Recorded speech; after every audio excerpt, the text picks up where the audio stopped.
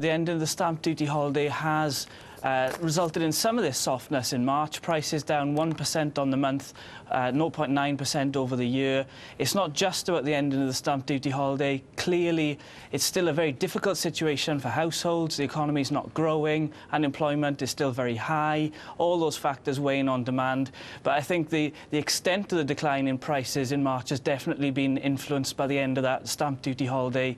That's suggesting things are weaker than they probably are in terms of the underlying picture. You're talking about the stamp duty holiday, this property tax that we have to pay here in the UK. Did it actually help, do you think, in stimulating demand, certainly for first-time buyers? It's very hard to say what impact the stamp duty holiday had over the last 2 years because we can't really know how many purchases wouldn't have otherwise taken place.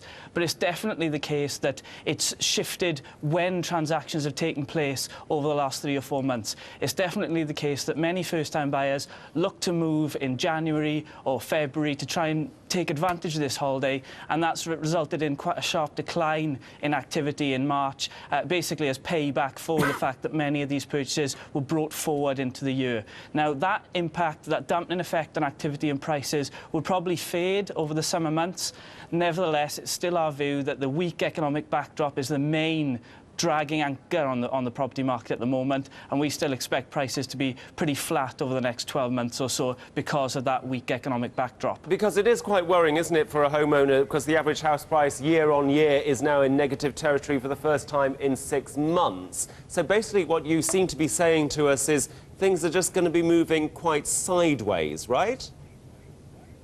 Yeah, I think that's a fair assessment. Prices have actually been fairly flat for the last 18 months or so. If you look at the year-on-year rate of house price growth, it really has bobbed around with small increases and small decreases, but no significant move in either direction. And I think that's a pattern we're going to see continuing over the next 12 to 18 months. It's been a very weak demand outlook because of the weak labour market conditions, but a very weak supply situation as well. Very few new properties coming onto the market, so we've had weak demand, weak supply, but the market remaining fairly well matched and prices just going sideways as a result, and that's a pattern we think is going to continue over the next 12 to 18 months. How else can the government help boost supply? What do you make of the new buy scheme? Well, the new buy scheme will hopefully help to stimulate some demand in the first-time buyer market. Well, actually, it's not just first-time buyers, it's any purchase of a new build property up to the value of $500,000. Hopefully, that will help to boost housing demand over the next 12 to 18 months or so.